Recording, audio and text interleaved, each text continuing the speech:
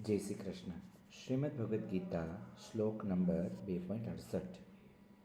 તસ્માત યસ્ય મહાબાહો નિગૃહીતાની સર્વસઃ ઇન્દ્રિયાણી ઇન્દ્રિયાર્થેભ્ય તસ્ય પ્રજ્ઞા પ્રતિષ્ઠિતા.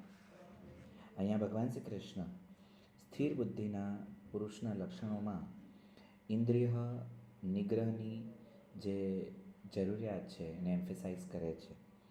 અને આજે એક વર્ડ નિગ્રહ આપણે શીખવાના છીએ. એનો અર્થ સમજીએ તો ભગવાન કહે છે કે હે મહાબાહો, જે પુરુષની ઇન્દ્રિયોના વિષયોથી સર્વ પ્રકારે નિગ્રહિત થયેલી છે તેની જ બુદ્ધિ સ્થિર થાય છે. અહીંયા મારે હવે એ સમજાવવું છે કે નિગ્રહિત થયેલી એટલે શું. તો આપણે સમજી લઈએ કે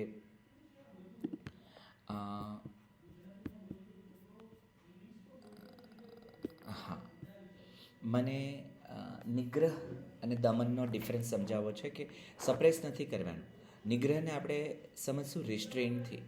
નિગ્રહ એ કંટ્રોલ નથી, ઇનર લીડરશિપ છે. નિગ્રહમાં એવું નથી કે મન સૂઈ જાય અને બધી જ ઇન્દ્રિયો પણ સૂઈ જાય. નિગ્રહ એ મનની સંપૂર્ણ જાગૃત અવસ્થા છે, પણ એમાં તમારો પોતાનો કંટ્રોલ છે તમારા પર. હું તમને એક્ઝામ્પલ આપું કે જ્યારે મને ઈર્ષા થાય ત્યારે હું ઈર્ષાનું દમન નથી કરતો, પણ હું ત્યાં અવેર રહી અને મારા ભાવને રૂપાંતરિત કરું છું. હું પ્રાર્થના કરું છું કે હે ભગવાન, મારા કોમ્પિટિટરનો ગ્રોથ ડબલ થાય, હું મારા ધર્મ સાથે અલાઇન રહું. આ રીતે હું ઇન્સ્ટન્ટલી જેલેસીને ઇન્સ્પિરેશનમાં કન્વર્ટ કરું છું. મને લસ્ટ આવે છે, સારું કંઈક જોયું મેં, લોભ થાય છે, લાલચ થાય છે, તો મારી એનર્જીને હાયર પર્પઝ તરફ લઈ જાઉં છું કે ઓકે, મારે રૂપિયા કમાવા છે, 500 કરોડ કમાવા છે, પણ હું એને ક્યાં વાપરીશ, કેવી રીતે, લોકોના સારા કામ માટે વાપરીને જઈશ. તો તરત જ એ મારી ગ્રીડ, એ મારી લસ્ટ, મારી વાસના એ હાયર પર્પઝ તરફ કન્વર્ટ થાય છે. મને ગુસ્સો આવે છે ત્યારે હું મારી જાતને એવું પૂછું છું કે શું એ માણસને સમજણ પડે છે. જો સમજણ પડતી હોય તો મિસ્ટેક જ થાય છે એની, તો હું એની દયા ખાઉં છું કે હું એને કેવી રીતે શીખવાડી શકું જેથી બીજી વાર આવી ભૂલ ન થાય.